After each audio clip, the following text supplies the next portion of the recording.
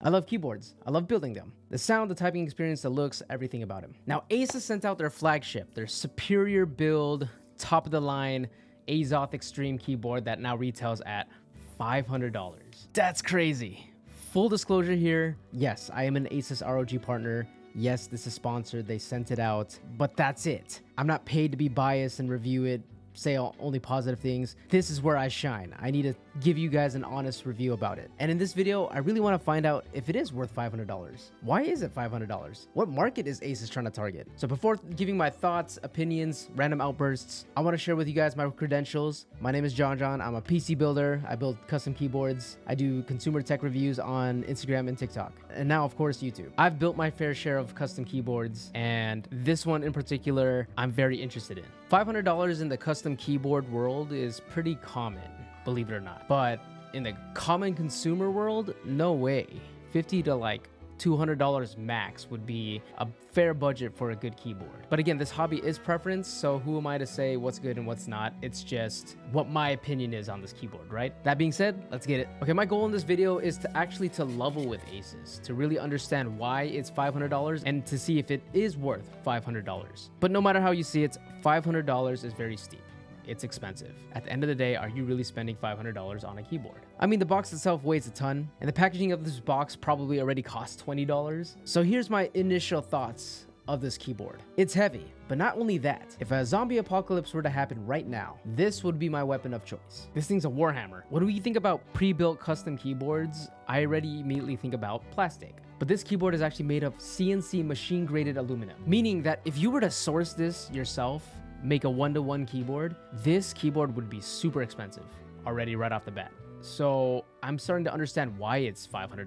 It's not a cheap build is what I'm saying. Besides the build quality, the weight, the material, I do want you to realize how detailed the keyboard looks, the design of it, the pattern of it. Usually keyboards that are outsourced or massively produced don't have these grooves, they don't have this pattern. It's kind of just like one simple and elegant look, and they make an MOQ of like 1,000. But this one in particular, you have to really look at the attention to detail. We've definitely seen some keyboards out there that have like minimal designs and some unfortunately horribly coated finishes. But this one, you can definitely feel how smooth it is, how the pattern is consistent, and there's no blemishes or flaws. Probably because ASUS does have the power and resources to really make sure the quality control is perfect. It's got a one-of-a-kind look to it, you know what I mean? Like, you know that's the Azoth Extreme Keyboard. And I'm sure, you know, ASUS behind the scenes, they're strategically engineering every single little groove, the size, the shape, the design, everything. So again, kudos to ASUS for really doing their homework here. So I guess value is added towards this $500 keyboard.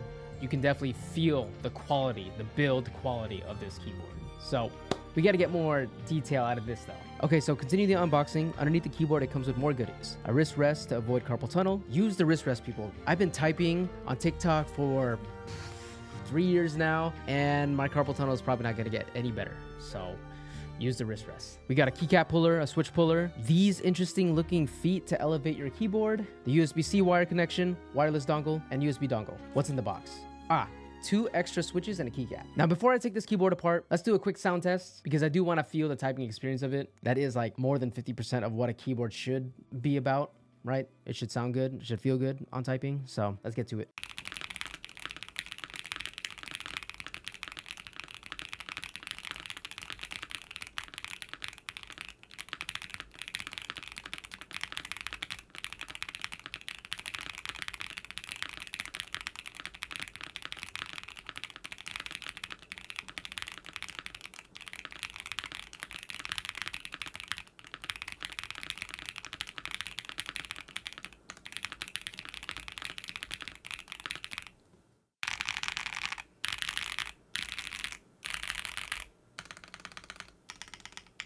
It sounds good. It sounds really good. In fact, I'm not just saying that. If you listen closely, you can definitely hear that the consistency of the loop throughout the whole keyboard is pretty consistent. On top of that, the stabilizers are good. They're pre-lubed pretty well. Listen to the space bar.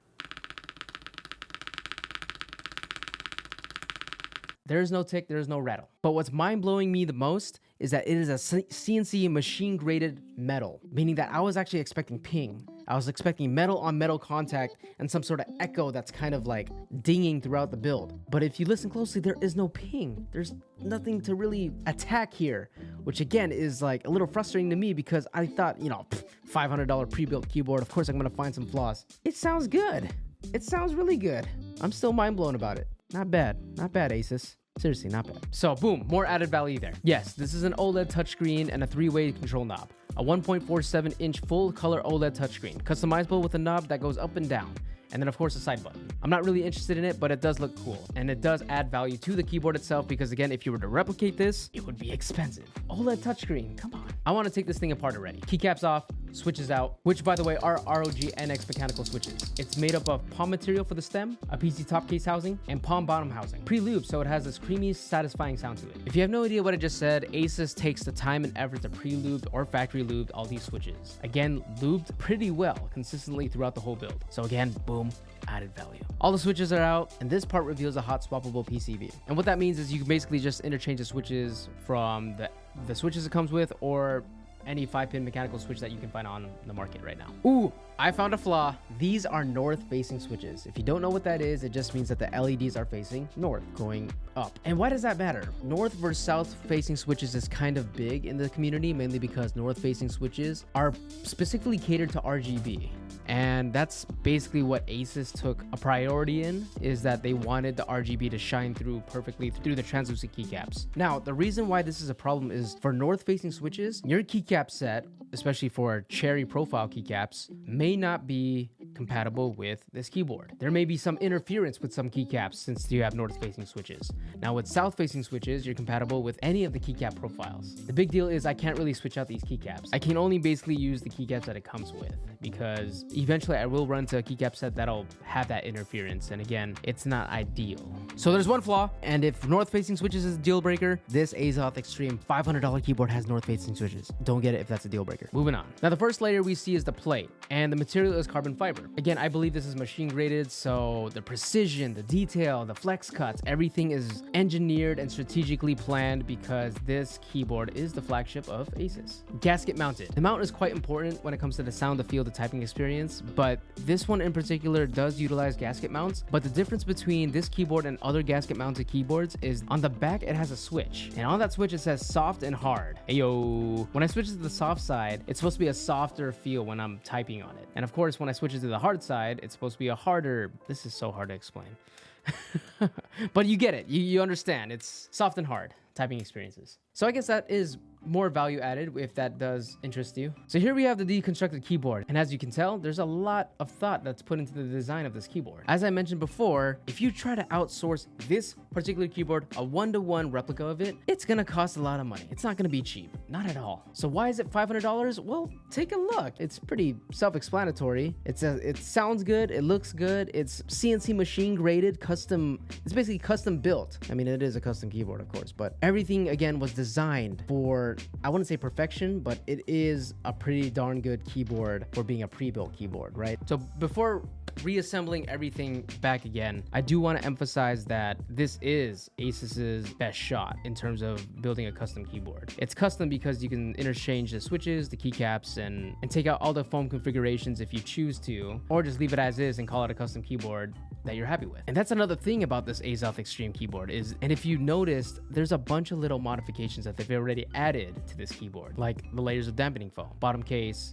PCB plate, and I believe there's like PE foam between the plate and PCB. But other than that, it already sounds good out of the box. So what more do you want? All right, final thoughts. Is it worth $500 to me? Yes, I have to say it is. The features we hit, the build quality, the sound it makes, the convenience of not building this yourself, it's already built for you. The OLED touchscreen, again, it doesn't really pertain to me or interest me, but it will definitely interest others. 75% layout, so it has, what, 70 something keys, 80 something keys? It's a solid build. And right now I'm going to compare it with another $500 build, the Frog TKL. And here's two sound tests, one being the Azoth Extreme and one being the Frog TKL, and you decide which one sounds, I guess, better in your opinion.